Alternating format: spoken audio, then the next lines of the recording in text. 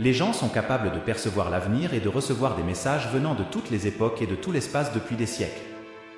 Au fil du temps, des visionnaires et des prophètes se sont manifestés, apportant avec eux des prévisions spectaculaires concernant le sort de l'humanité.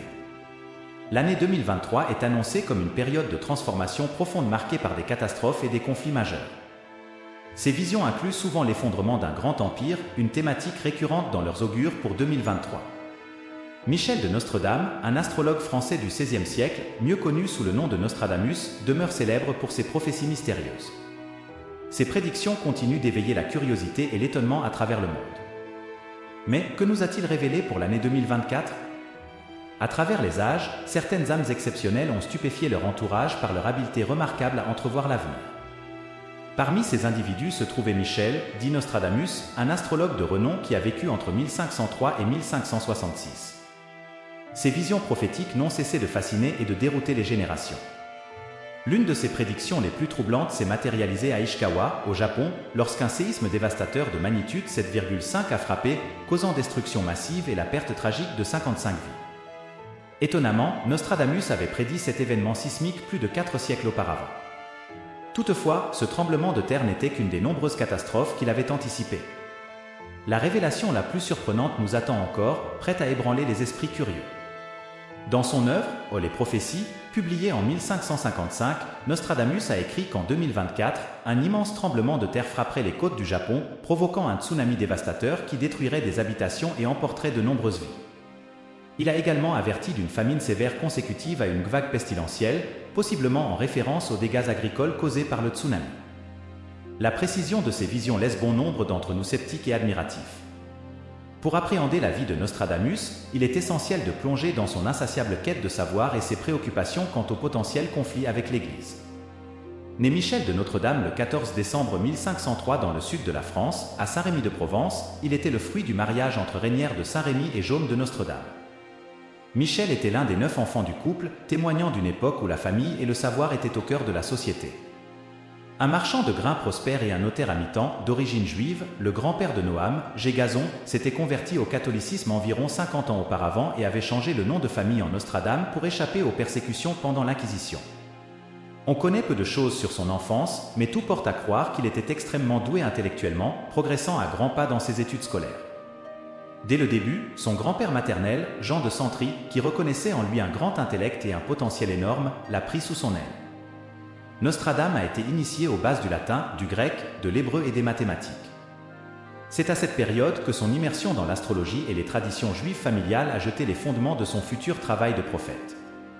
Mais pensez-vous que son enfance a pavé la voie à ses déclarations prophétiques ? À l'âge de 14 ans, Nostradame s'est inscrit à l'université d'Avignon pour y étudier la médecine. Cependant, il a été contraint d'abandonner au bout d'un an seulement à cause d'une épidémie de peste bubonique. Selon lui, il a alors parcouru les campagnes à la recherche de remèdes à base de plantes, exerçant en tant qu'apothicaire. Nostradamus a vécu au milieu des années 1500, une époque marquée par des épidémies et des maladies, où l'occultisme et l'astrologie faisaient partie intégrante du quotidien. Il a longtemps travaillé comme médecin de la peste, acquérant une sorte de statut de célébrité grâce à ses remèdes à base de plantes qui semblaient, pour certains au moins, apporter un soulagement. En 1522, il s'est inscrit à l'université de Montpellier pour obtenir son doctorat en médecine, exprimant parfois son désaccord avec les enseignements des prêtres catholiques qui rejetaient ses croyances en astrologie. On raconte que l'université a découvert son passé d'apothicaire et a utilisé cela comme prétexte pour l'expulser, bien que la majorité des récits affirment qu'il n'a pas été renvoyé et a obtenu un diplôme de médecin en 1525. À cette époque, il a latinisé son nom, suivant la coutume des universitaires médiévaux, de Nostradame à Nostradamus. Dans les années suivantes, Nostradamus a parcouru la France et l'Italie, soignant les victimes de la peste. À une époque où aucun remède n'était connu, la plupart des médecins se fiaient à des potions à base de mercure, à la saignée et à l'habillement des patients avec des vêtements imbibés d'ail. Nostradamus, lui, a adopté des méthodes bien plus avancées pour traiter la peste. Il évitait de saigner ses patients et prônait une hygiène rigoureuse, ainsi que l'élimination des corps infectés des rues. Il s'est distingué en créant une pilule de rose, une pastille faite de cynorhodon riche en vitamine C, qui offrait un certain soulagement aux patients atteints de formes légères de la peste. Sa performance de guérison était remarquable et beaucoup attribuaient son succès à son insistance pour garder ses patients propres, à prescrire des régimes pauvres en graisse et à assurer une abondance d'air pur. À l'époque de Nostradamus, il est devenu une sorte de vedette locale grâce à ses méthodes de traitement innovantes, ce qui lui a valu le soutien financier de nombreuses personnes dans sa province. En 1531, il fut invité à collaborer avec un érudit renommé, Jules César Scaliger, dans la ville d'Agen, située dans le sud-ouest de la France. Là, il se maria et, au cours des années suivantes, eut 2 enfants. Malheureusement, en 1534, sa femme et ses enfants succombèrent probablement à la peste pendant qu'il était en mission médicale en Italie, un échec qui lui fit perdre la faveur de sa communauté et le soutien de son mécène, Scaliger. Toutefois, Nostradamus continua de lutter inlassablement contre la peste. Peu savait-il que ces expériences le préparaient à devenir un prophète renommé, le guidant à rédiger des prophéties énigmatiques qui fascineraient le monde entier. La question demeure, quelle connaissance secrète a-t-il pu acquérir au cours de ses efforts médicaux qui a ensuite influencé ses prévisions mystiques? Restez à l'écoute pour explorer comment les prophéties de Nostradamus ont commencé. Ces visions tendaient à se concentrer sur des événements généraux, tels que des catastrophes naturelles et des conflits qui se produisent régulièrement au fil du temps. Beaucoup croient que ces prophéties ont prédit des événements réels, tels que la mort de Henri II, la Révolution française, l'ascension de Napoléon, l'émergence d'Adolf Hitler et les attaques du 11 septembre. En 1554, ces prédictions continuaient à éveiller la curiosité et l'intérêt dans le monde entier. Les prophéties de Michel de Nostredame, plus connues sous le nom de Nostradamus, sont devenues une composante essentielle de son héritage à travers les almanachs. Il s'est alors totalement consacré à la rédaction d'une œuvre colossale qu'il a d'abord baptisée Les Centuries. Son dessein était de rédiger 10 tomes, chacun renfermant 100 visions prophétiques couvrant les 2 millénaires à venir. En 1555, il publie son ouvrage le plus célèbre, Le Prophète ou les Prophètes, une compilation de prédictions formulées de manière énigmatique, rendant leur interprétation et l'identification d'événements précis particulièrement ardus. Les visions de Nostradamus embrassent principalement des événements universels tels que les catastrophes naturelles et les guerres, suscitant la conviction chez certains que ces prophéties ont su prédire avec exactitude de marquants épisodes historiques, tels que la mort d'Henri II, la Révolution française, l'émergence de Napoléon, l'ascension d'Adolf Hitler et même les attaques du 11 septembre. Cependant, les opinions quant à la pertinence et la précision de ces prédictions sont partagées. Les sceptiques soulignent que l'imprécision et l'ambiguïté de ces prophéties facilitent les interprétations a posteriori, permettant ainsi d'associer librement tout événement à une prédiction donnée. Ils avancent que les gens trouvent des liens de façon inconsciente, du fait de la généralité des thèmes abordés par Nostradamus. Néanmoins, l'attrait unique des prophéties de Nostradamus repose sur leur place indélébile dans l'histoire et la culture populaire, malgré les controverses sur leur fiabilité. Elles continuent d'éveiller la curiosité et de fasciner le grand public. Au-delà des hauts prophètes, Nostradamus aspirait à un projet encore plus ambitieux. En 1554, il envisageait la création d'un grand œuvre, Les Centuries, envisagé comme une suite de 10 volumes de 100 prophéties chacun, prospectant les 2 millénaires suivants. Toutefois, seul le premier volume vit le jour de son vivant. Les raisons de cet inachèvement demeurent floues, certains suggèrent que son emploi du temps chargé, partagé entre sa pratique de médecin et les tumultes sociaux et politiques de son époque, pourrait avoir entravé l'avancement de son projet. Nostradamus a été confronté à des critiques de la part des autorités religieuses qui jugeaient ses visions comme de la sorcellerie et pensaient qu'il agissait en dehors des normes établies. Malgré le caractère inachevé de ses écrits, le premier tome des prophéties a connu un succès remarquable, propulsant Nostradamus sur le devant de la scène de son vivant. Ses prédictions ont captivé un grand nombre de personnes qui ont cherché à en déchiffrer les significations et les liens avec des événements historiques. L'intérêt durable pour les prophéties de Nostradamus et leur influence sur la culture populaire réside dans le mystère qui entoure son œuvre incomplète. Bien que la vision globale des centuries reste obscure, l'impact des écrits de Nostradamus a traversé les époques. Ces prophéties ont été interprétées et réinterprétées par de nombreux chercheurs et amateurs, avides de percer les secrets cachés dans ces vers et de les relier à des événements actuels. En examinant certaines de ces prédictions qui se sont avérées exactes, l'une d'elles est souvent interprétée comme faisant référence au grand incendie de Londres en 1666. Nostradamus a écrit, dans le deuxième quatrain du XXIe siècle, que le sang des justes sera demandé de Londres, brûlé par le feu, en l'an 66, la dame âgée tombera de sa haute position et beaucoup de la même foi seront éliminés. Cette prédiction a été interprétée comme une allusion aux nombreuses victimes de l'incendie, avec Londres, brûlée par le feu en l'an 66, faisant référence au sinistre de 1666. La dame âgée est souvent vue comme une métaphore de la ville de Londres, fréquemment représentée sous les traits d'une femme, et beaucoup de la même foi seront éliminés comme une allusion aux conflits religieux qui ont éclaté après l'incendie. Il est crucial de souligner que les interprétations des écrits de Nostradamus varient grandement, reflétant la complexité et l'ambiguïté de ses prophéties. Les écrits de Nostradamus sont extrêmement subjectifs, soulevant des débats parmi les chercheurs et les sceptiques. Ces derniers affirment que ces quatrains sont souvent ambigus, permettant des interprétations rétroactives plutôt que de véritables prédictions. Cette ambivalence rend le lien entre ces prophéties et des événements spécifiques, comme le grand incendie de Londres, sujet à caution. Il est toutefois difficile d'ignorer totalement la concordance entre certaines de ces visions et des faits historiques marquants. L'exemple le plus frappant de cette correspondance est peut-être la prédiction des catastrophes d'Hiroshima et Nagasaki. Nostradamus évoquait des calamités inédites, une description qui s'applique tragiquement aux conséquences des bombardements atomiques de ces deux villes japonaises. La survie douloureuse des victimes de radiation et les nombreux décès qui ont suivi illustrent cruellement ces paroles. Le quatrain mentionnant une pierre dans l'arbre que pourrait même symboliser la sinistre empreinte du champignon nucléaire, suggérant une présence mortelle où elle ne devrait pas exister. Au-delà de la dévastation immédiate, Nostradamus peint un tableau sombre de famine et de maladie, évoquant peut-être les effets à long terme de la radiation et des perturbations engendrées par la guerre. L'allusion aux personnes expulsées par l'acide pourrait même faire référence aux avions ayant largué ces bombes. Bien sûr, l'interprétation de ces quatrains peut varier, Nostradamus ayant lui-même été témoin des ravages de la peste.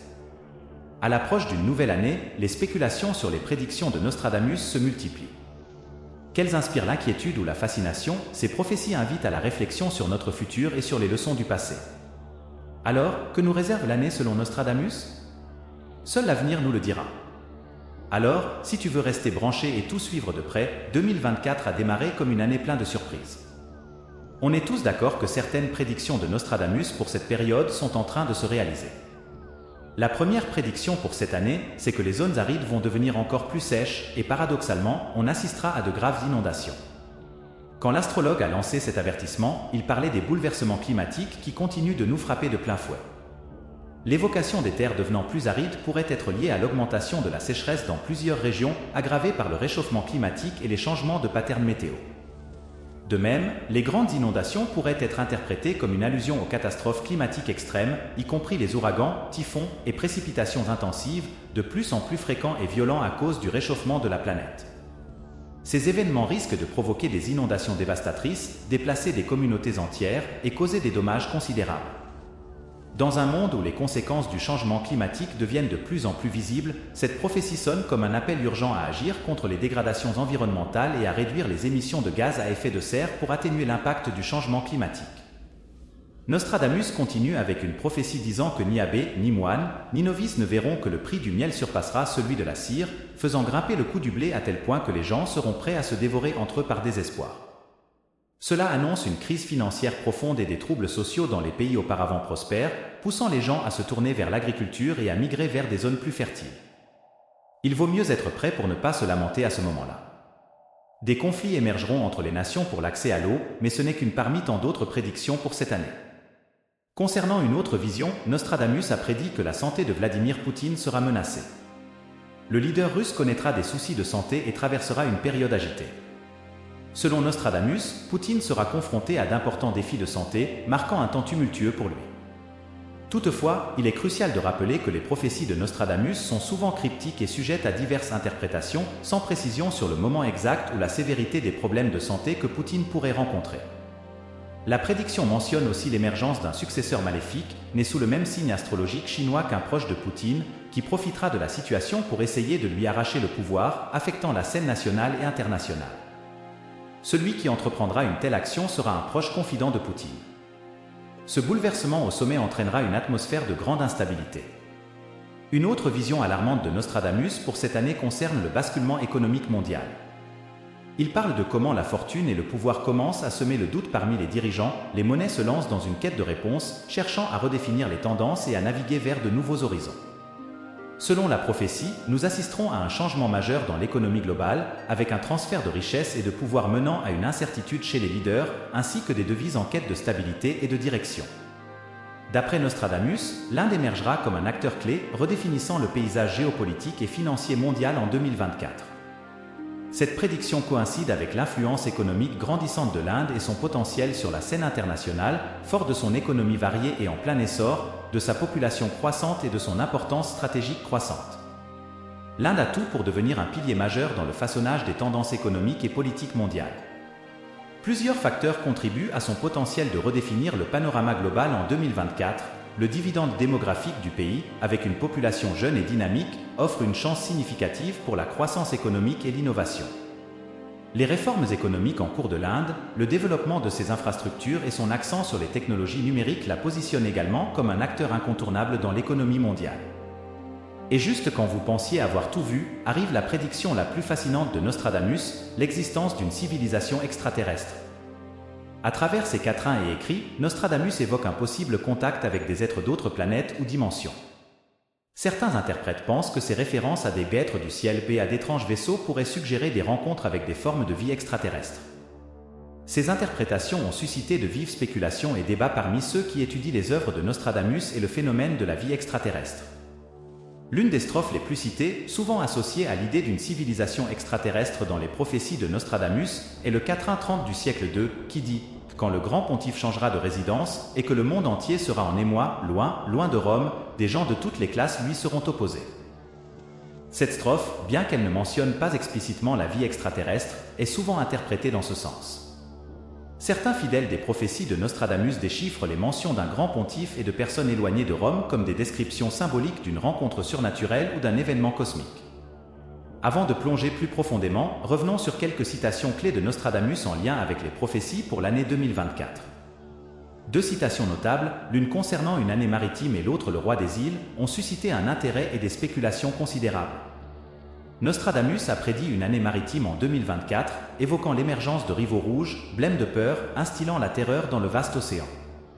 Cette prédiction a alimenté la spéculation sur un conflit imminent, notamment une attaque contre Taïwan par la Chine, l'association avec des adversaires rouges correspondant au drapeau chinois et tenant compte des tensions croissantes dans la région.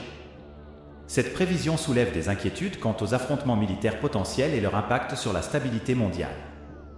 Il a également prédit que le roi des îles ne resterait pas longtemps au pouvoir, annonçant l'onction d'un nouveau roi qui pacifiera la terre pendant longtemps. Beaucoup interprètent le roi des îles comme une référence au roi Charles III, anticipant que Charles pourrait faire face à des attaques personnelles en raison de sa relation avec Camilla, découlant de la controverse entourant la princesse Diana. La citation implique que Charles pourrait monter sur le trône mais pourrait faire face à des défis et un règne potentiellement court. La mention d'un nouveau roi promouvant la paix mondiale soulève des questions sur les actions et le leadership du futur monarque. La prédiction de Nostradamus concernant la mort de la reine souligne sa précision prophétique et son importance potentielle, suscitant la curiosité sur la précision et la validité de ses autres prédictions, y compris celles liées à des événements mondiaux et à des personnalités, allant au-delà des questions géopolitiques et royales. La note sur le pape François, l'actuel chef religieux des catholiques, suggère la possibilité de son remplacement par une autre personne, sans fournir de détails spécifiques pour discerner les circonstances potentielles ou les implications de telles successions. Cependant, la mention du pape François ajoute une couche d'intrigue et invite à une exploration plus approfondie de l'avenir du leadership religieux au sein de l'Église catholique. Nostradamus mentionne qu'à la mort d'un pontife très âgé, un Romain de bon âge sera élu, il affaiblira sa mère, mais restera longtemps assis à mordre ses activités lorsqu'il était plus jeune. Cette prédiction pourrait indiquer une diminution potentielle du pouvoir, suggérant une période de déclin de l'influence de l'Église catholique, éveillant la curiosité en rappelant la prophétie de saint Malachie sur le dernier pape. En conclusion, malgré les critiques de ses prédictions, Nostradamus est resté ferme dans ses croyances, laissant derrière lui un héritage qui a intrigué chercheurs et amateurs pendant des siècles. Décédé en 1566, ses vers énigmatiques continuent de défier les lecteurs à déchiffrer leur signification et à découvrir les secrets de l'avenir.